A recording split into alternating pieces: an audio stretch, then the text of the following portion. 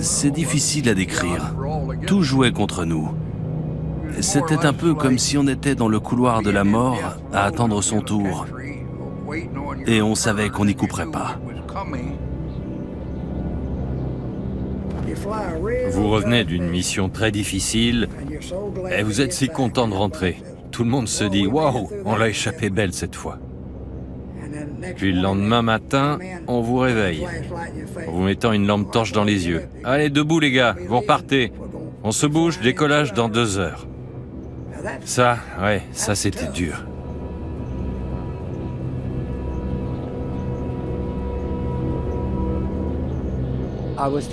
J'avais 21 ans et tous on se sentait invincibles. Attention, je veux pas dire qu'on n'avait pas une boule au ventre quand on voyait les tirs de DCA autour de nous.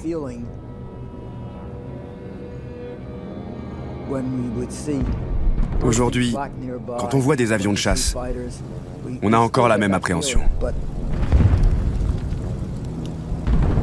Mais on évitait d'y penser. Tout ce qu'on pouvait faire, c'était mourir.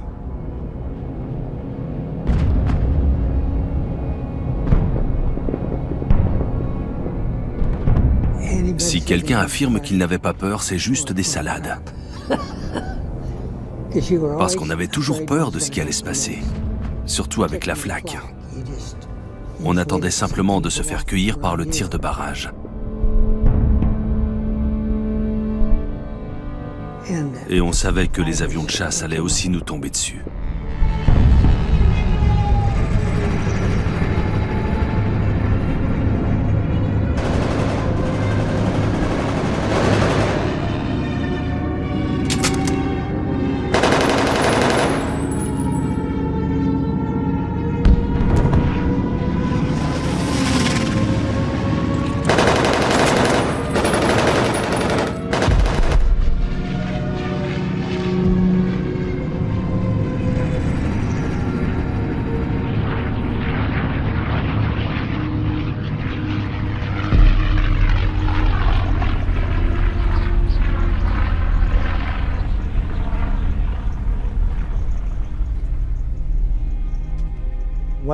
Un des hommes de notre équipe nous disait sans cesse « Je sais que je vais y laisser ma peau, etc., etc. » Et on n'avait pas envie d'entendre ça.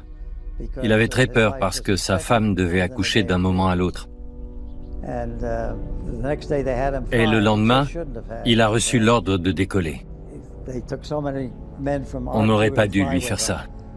Et ils ont envoyé plein d'hommes de notre équipage avec lui. Et ils ne sont jamais revenus. Ils se sont écrasés dans la Manche.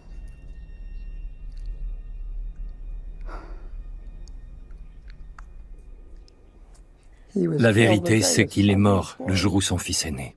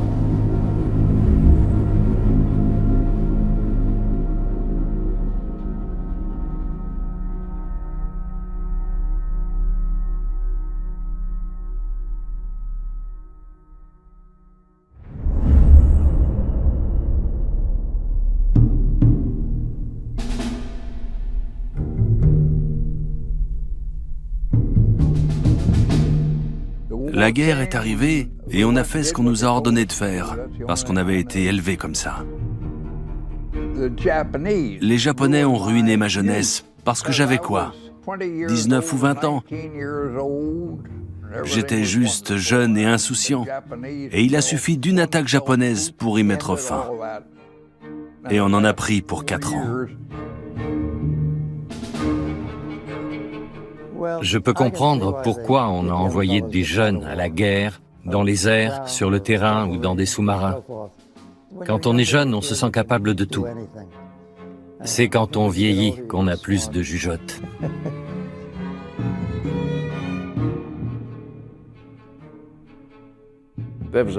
J'avais un navigateur de 19 ans, Bev, un gamin juif vraiment brillant. Et les gars les plus âgés de mon bombardier avaient 26 ans. Moi, j'en avais 22 ou 23.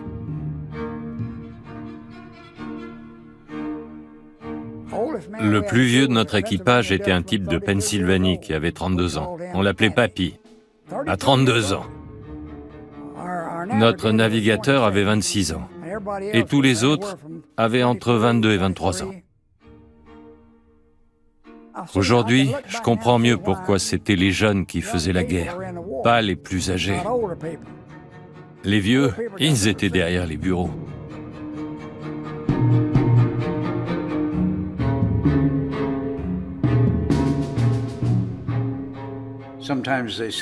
On dit parfois que la sagesse vient avec l'âge. Il n'y avait pas beaucoup de gars plus jeunes que moi, je pense. J'ai fait toutes mes missions à 19 ans.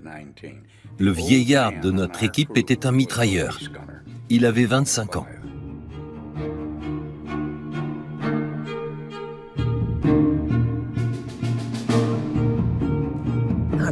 Vous savez, quand on a été en relais, on voulait voler.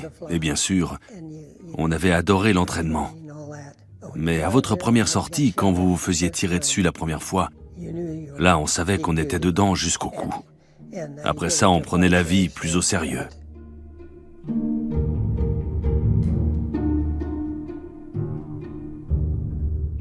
Ils nous ont dit qu'on ferait 30 missions. Au début, ils avaient dit 25.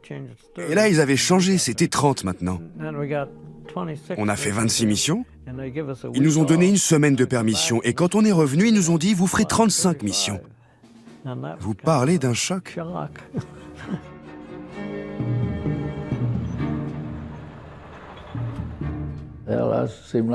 J'avais l'impression de passer ma vie dans les airs. Il y avait 40 groupes de bombardiers et dans le nôtre, on était beaucoup. Je ne sais rien de la logistique qu'il y avait derrière pour nous alimenter en carburant, en munitions et en bombes pour qu'on soit prêt le lendemain. Je ne sais pas comment ils y arrivaient.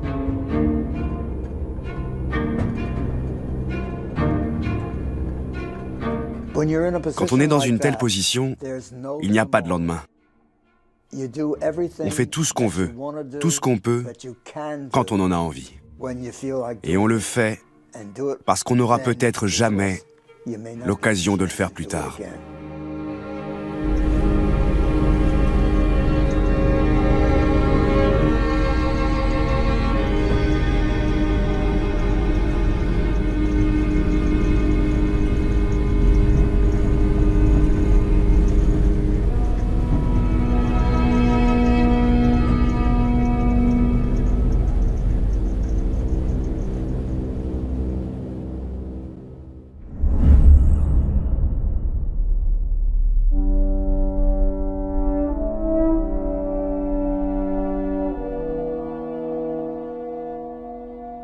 Lors d'une journée ordinaire, on nous réveillait. La première chose qu'on faisait, c'était d'aller au mess pour manger. Le mess était bien éclairé. Tout le monde discutait, rigolait. Et ils mettaient la radio allemande avec les programmes de Lynn Berlin ou quelque chose comme ça.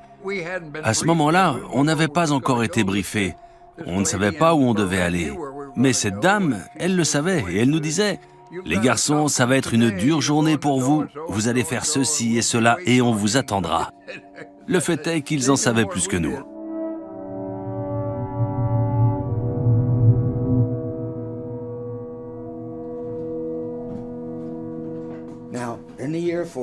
Dans l'Air Force, quand on allait prendre notre petit déjeuner et qu'on voulait avoir des œufs, on avait des œufs en poudre. C'est tout ce qu'il y avait. De temps en temps, il arrivait qu'on ait des œufs frais. On pouvait avoir 2 œufs sur le plat, et c'était le grand luxe. Mais au bout d'un moment, on savait que si on nous donnait des œufs frais, ça voulait dire que la mission serait vraiment dure. Alors ils nous offraient des œufs frais, C'était ironique. On voulait des œufs frais, et en même temps, on n'en voulait pas.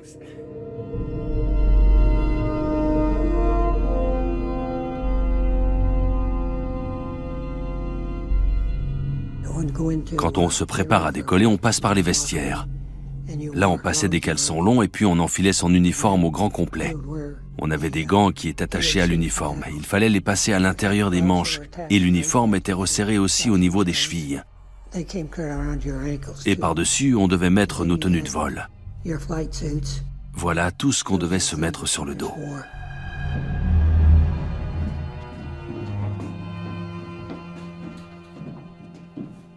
On nous mettait dans des camions et on nous emmenait jusqu'aux salles de briefing. Tous les équipages, tout le monde était assis là, à attendre. Il y avait un drap sur le mur.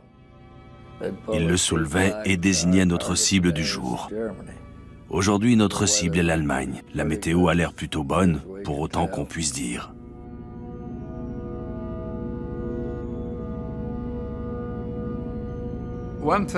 Il y a une chose qui me frappait toujours dans ces briefings. L'aumônier catholique était dans un coin pour écouter les confessions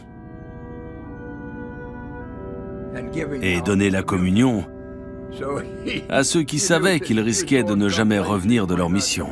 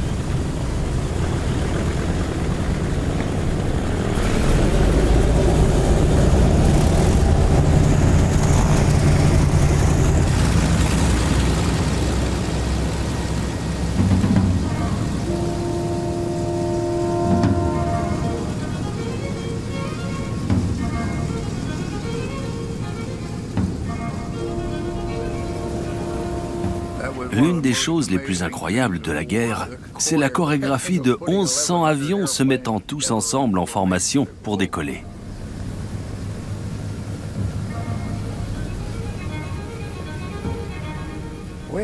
On s'alignait tous sur la ligne de périmètre qui entourait la piste.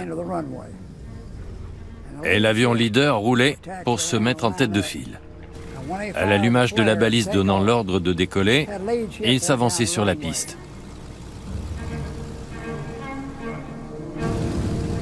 Le deuxième suivait juste derrière. 30 secondes et il était parti.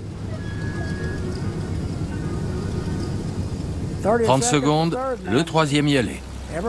Toutes les 30 secondes, il y avait un avion qui prenait la piste. L'avion de tête n'avait même pas le temps de quitter le sol que le deuxième avait déjà commencé à rouler.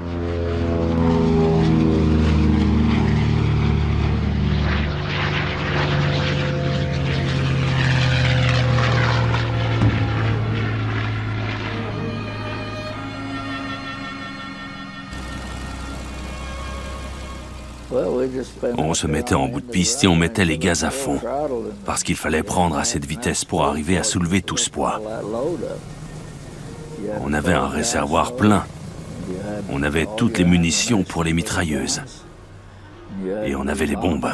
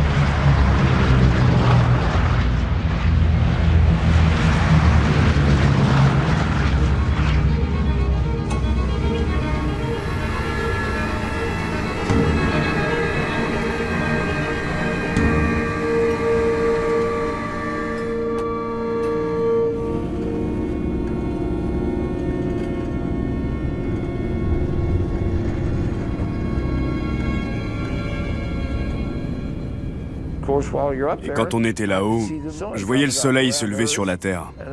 Voir le soleil se lever, alors que la Terre était encore dans l'obscurité. Et alors on réalisait que c'était à nous que ça arrivait. Et d'un seul coup, le soleil apparaissait. Et on pouvait voir tous ces avions volant en cercle. C'est forçant de prendre de l'altitude avec tout le poids des bombes.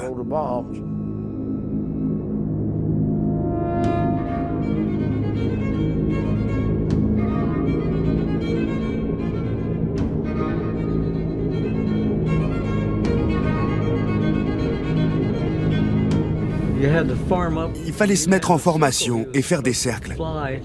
On était censé voler ainsi jusqu'à ce que le groupe soit formé, alors qu'un autre groupe de bombardiers faisait la même chose, juste à côté. Un jour, on est passé à quelques centimètres de percuter un autre groupe de bombardiers.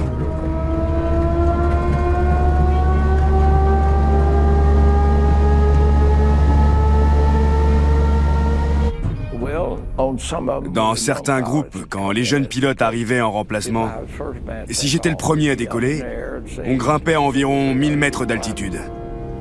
D'un seul coup, boum! On voyait un flash brillant, un grand flash rouge et des trucs qui tombaient. On savait à coup sûr que c'était une collision en vol. On avait déjà peur rien qu'en prenant de l'altitude.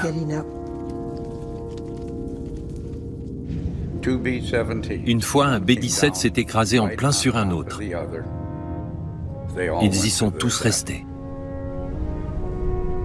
C'est ce jour-là que je me suis mis à fumer d'ailleurs.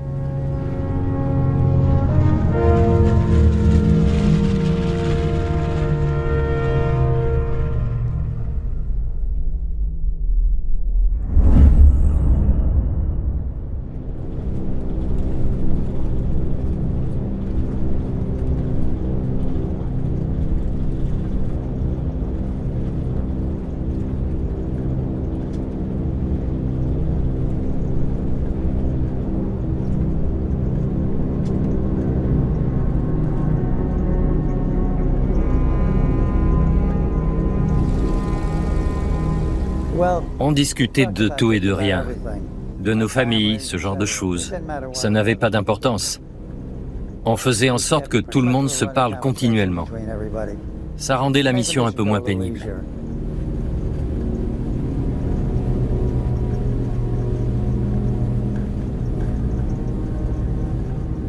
Dès qu'on quittait les côtes anglaises, la première chose qu'on faisait, c'était de tester nos armes.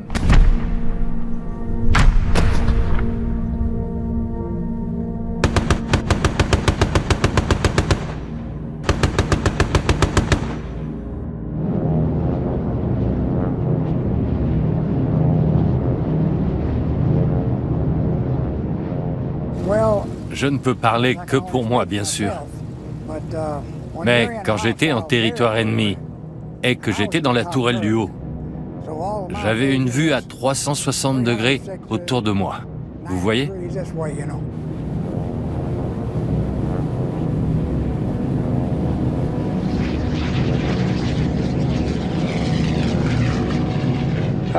Les traînées blanches se formaient au niveau de la queue. Quand l'avion vole dans l'air humide, ça crée des traînées de vapeur. Mais ce n'est pas toujours le cas. En fait, tout dépend du taux d'humidité de l'air.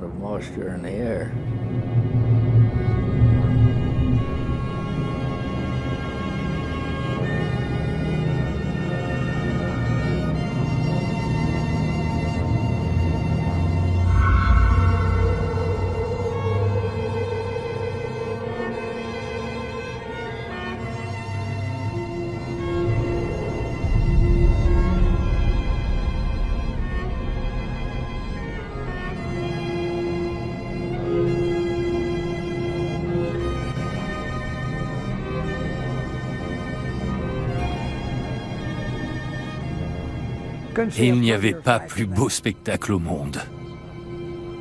J'étais émerveillé, complètement fasciné. Un spectacle magnifique.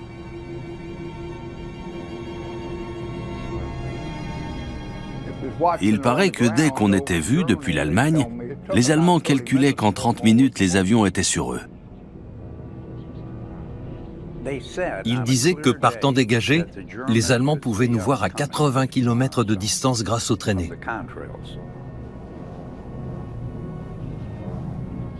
Et donc, quand cela arrivait, ce n'était pas très bon, parce qu'ils nous attendaient.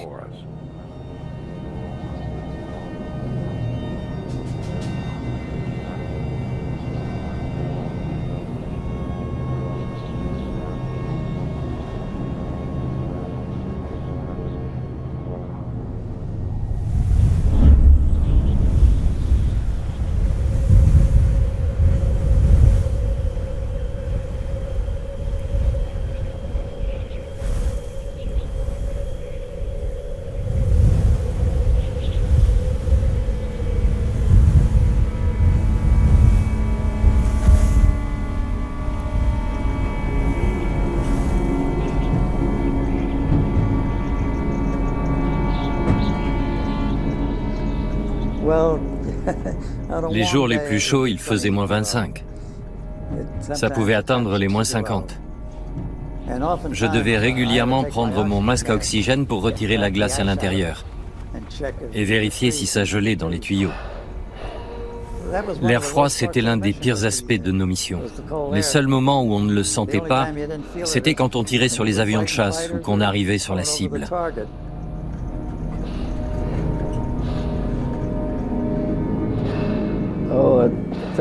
On était à 9000 mètres. Et je crois que la température descend de 2 degrés tous les 300 mètres. Donc il devait faire au moins moins 25.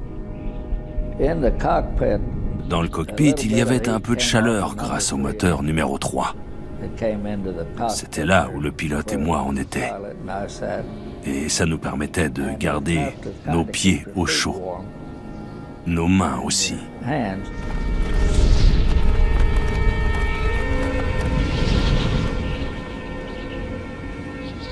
Notre mitrailleur de queue a eu des soucis avec la tourelle inférieure. Son arme s'est enrayée et il a retiré ses gants pour s'en occuper. Ses 2 mains ont gelé et il n'a pas pu voler avec nous pendant 1 mois après ça.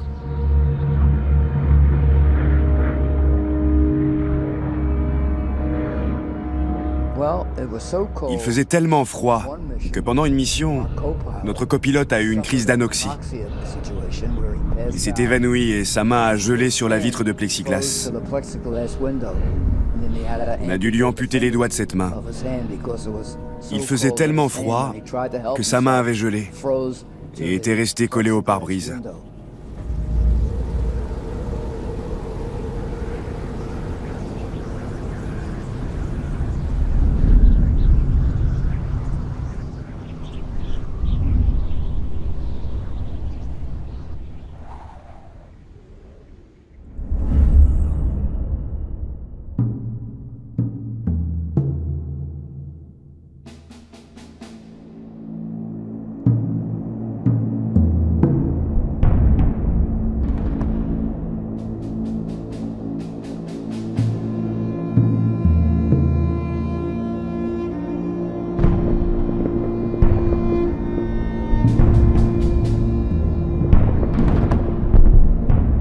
La flak était constituée de canons allemands de 88 mm.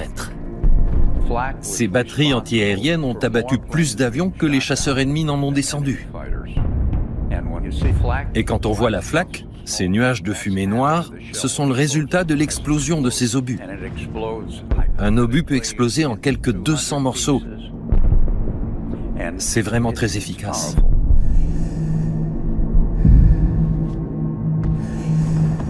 On ne savait pas d'où viendraient les tirs de la flak.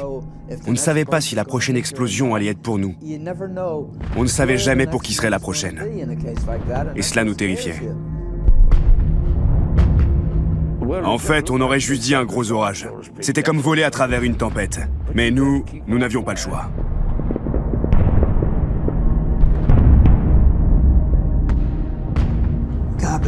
Si vous ne vous faisiez pas toucher, alors c'est que le ciel était avec vous. La flak variait tout le temps. Les Allemands avaient de bons radars. Ils pouvaient jauger votre altitude, votre vitesse et votre direction.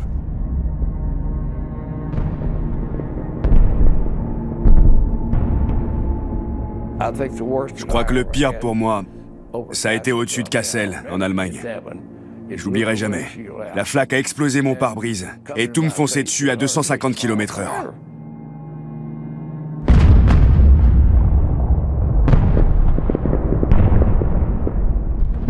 Vous regardiez les batteries anti-aériennes et c'était évident que vous n'alliez pas vous en sortir. Le ciel était presque noir avec toutes ces explosions à perte de vue. C'est incroyable qu'un aussi grand nombre d'entre nous s'en soit sorti.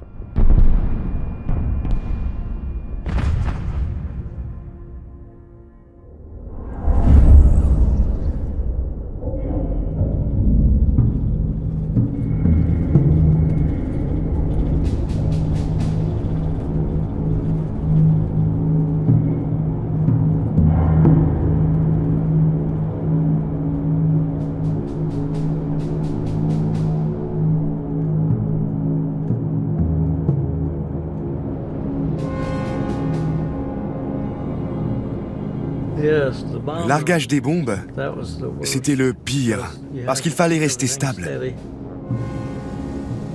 Si on n'était pas déjà en amorce de largage, on pouvait encore virer un peu pour passer à travers les tirs. Mais juste avant de larguer, on devait garder sa trajectoire et encaisser. On essayait de se faire tout petit.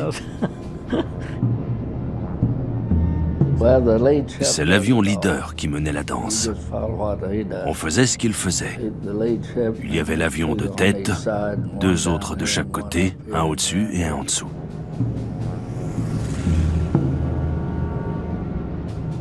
Moi, je volais au-dessus du leader. Je le surveillais. Et quand je voyais sa trappe de bombes s'ouvrir, alors j'ouvrais la mienne. Et puis j'attendais qu'il largue ses bombes. Quand il les larguait, je larguais les miennes.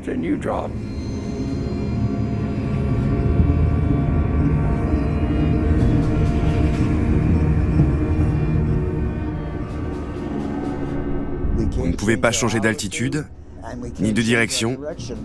On était des cibles aussi faciles que sur un champ de tir à ce moment-là. C'était dur, parce qu'on pouvait se faire toucher à chaque instant.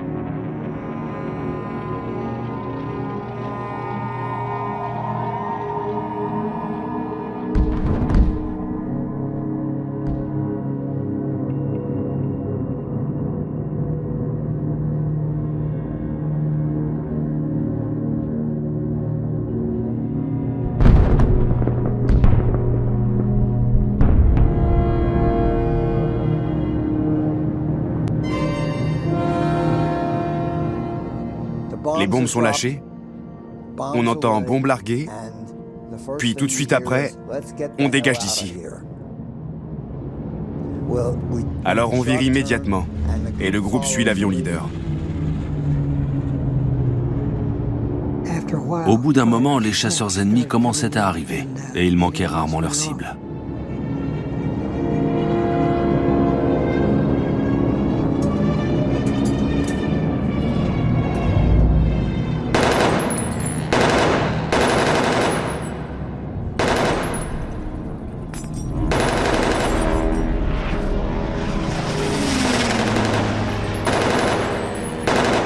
Ils étaient à 30, 50 km de distance, et ils arrivaient à toute vitesse, pile sur vous.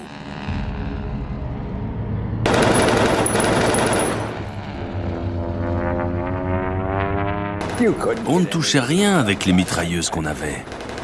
À peine le temps de voir un ennemi qu'il avait disparu. Vous voyez, le temps d'en viser un, il était déjà hors de vue.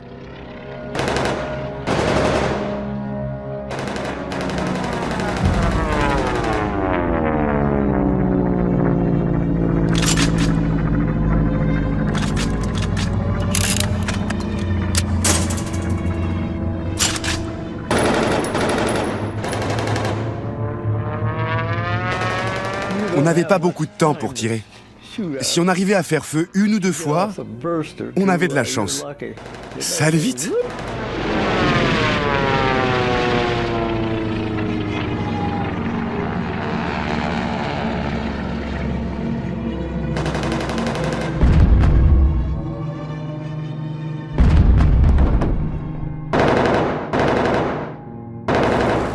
Il décrochait, il redescendait, et puis il s'alignait sur nous. Et il mitraillait, dadadam, et il décrochait.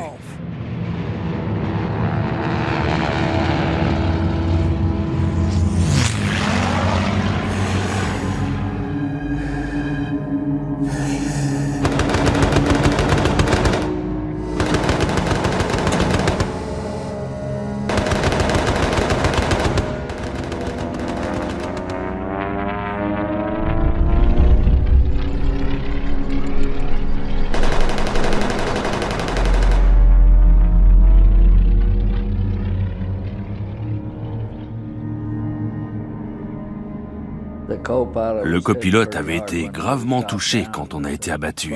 Une cartouche de 20 mm a explosé juste au-dessus de sa tête et lui a crevé un œil. Il était midi. Le Messerschmitt, un ME-109, nous mitraillait par derrière. Et j'ai entendu le copilote dire « Bon sang, le moteur 4 est en feu. Sortez !»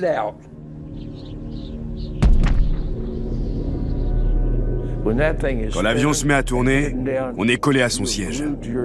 On n'arrive plus à bouger.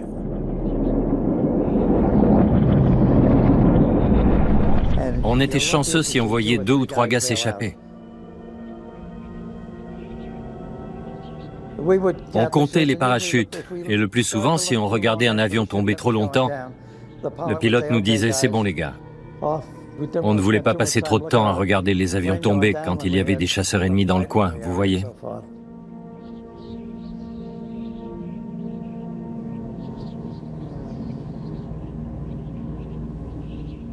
Les artilleurs et ceux qui surveillaient tout le temps nous disaient « Je crois que personne n'est sorti de celui-là. » Personne n'est sorti. Et puis parfois on voyait des parachutes qui sortaient des avions avant qu'ils n'explosent ou disparaissent. Si vous n'aviez pas votre parachute sur vous et que vous ne sortiez pas en moins de 30 secondes, c'était fini. Vous étiez mort. Vous étiez mort. 7 hommes de mon équipage sur 11 ont survécu. L'un d'eux, arrivé au sol, s'est fait tuer à la fourche par les Allemands. Comment peut-on tuer un homme de cette façon-là ?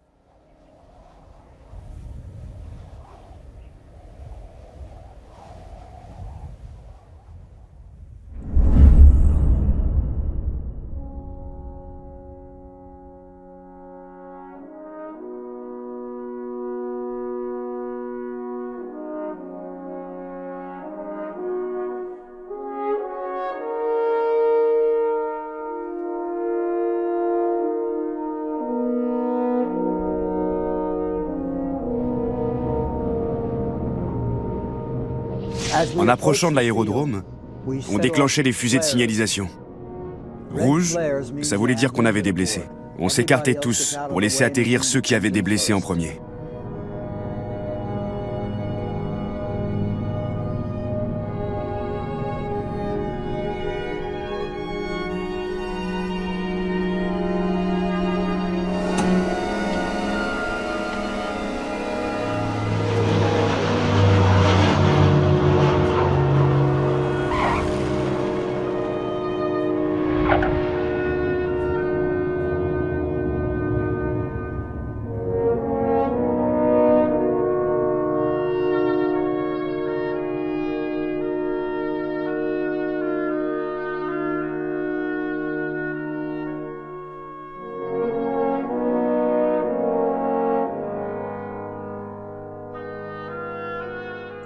Encore aujourd'hui, je revois tout ça. Quand j'y repense, j'ai une boule dans la gorge. C'est plus fort que moi, c'était des amis, de très bons amis. Et ça me fait mal d'y repenser. Tous, on se disait surtout quel gâchis.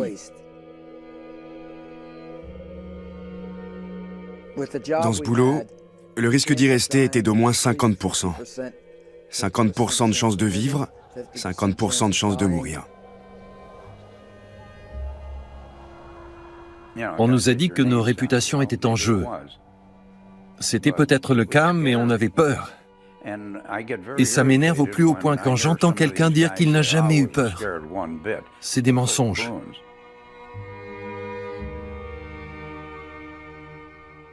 J'avais peur à chaque fois.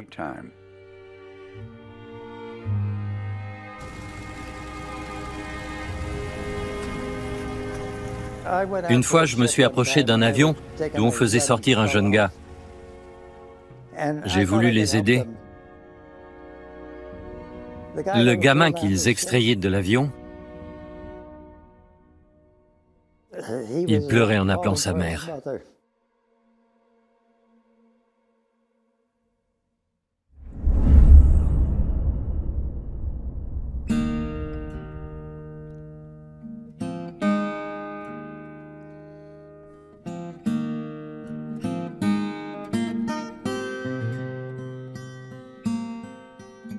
Ces images vous rappellent des souvenirs? Oui, plusieurs choses. La plupart sont des mauvais souvenirs. Quand je me rappelle une mission, je me souviens de ce qui s'est passé lors de cette mission particulière. Mon esprit vagabonde à cette époque-là, vous comprenez.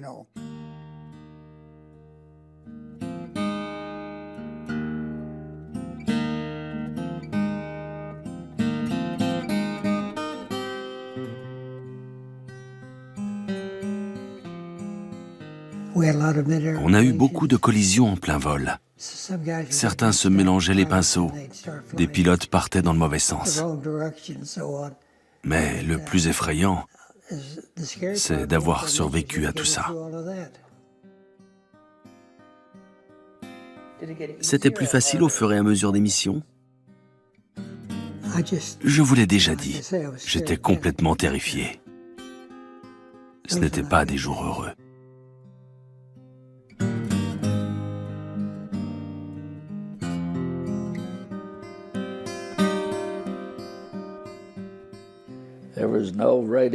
Il n'y avait aucune communication radio, mais on écoutait continuellement à l'intercom. On vérifiait que les gars avaient leur masque à oxygène et qu'ils fonctionnaient bien. Surtout l'artilleur de queue qui était allongé tout seul au fond.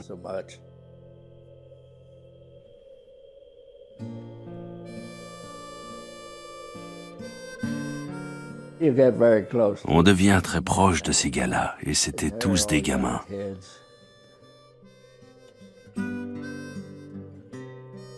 Je suis sûr qu'ils sont tous morts aujourd'hui.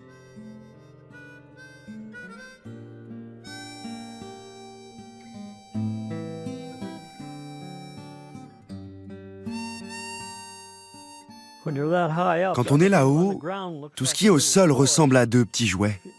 Les camions, les bâtiments, tout semblait minuscule. C'était difficile, mais on n'avait pas le choix.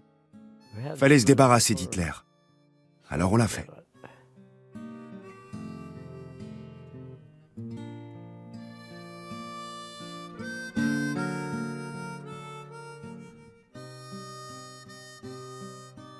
Vous savez que certains B-17 ont largué des bombes sur les ailes d'autres B-17 ? Je me suis toujours demandé comment c'était possible. Ils n'avaient pas respecté leur position, en formation. Moi, j'ai eu de la chance. Déjà, j'ai pu vivre 70 ans avec mon épouse. On a une famille merveilleuse. On a eu 6 enfants. On a 20 petits-enfants et 22 arrière-petits-enfants. C'est une sacrée famille. Même si je n'aimerais pas les avoir tous chez moi en même temps.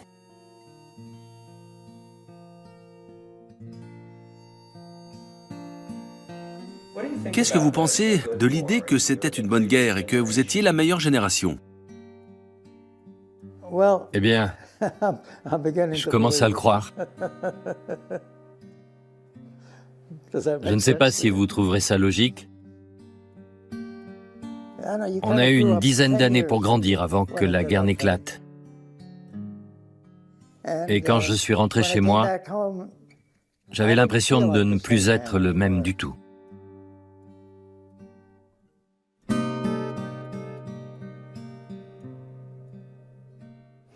Que répondez-vous aux gens qui vous disent « John, vous êtes un héros ». Je leur dis « Oui, vous avez sans doute raison. Je ne vois pas quoi dire d'autre. Je n'étais pas un de ces héros héroïques, un de ces gars qui ne reviennent que pour se réengager aussitôt. Je n'étais pas ce genre de héros. »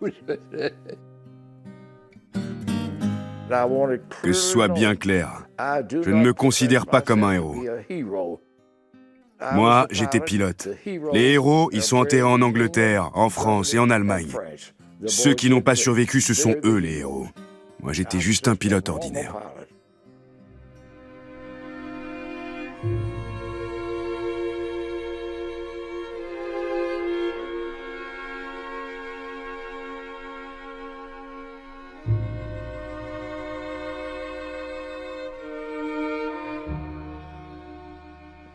Ça, c'est du bombardement modèle.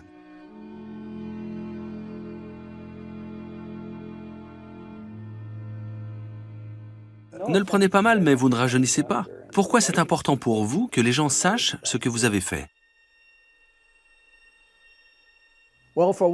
La première raison, c'est qu'on ne veut pas que ça recommence.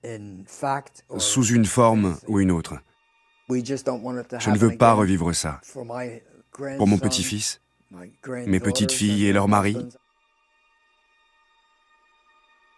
Je ne veux pas qu'ils aient à affronter ce qu'on a vécu.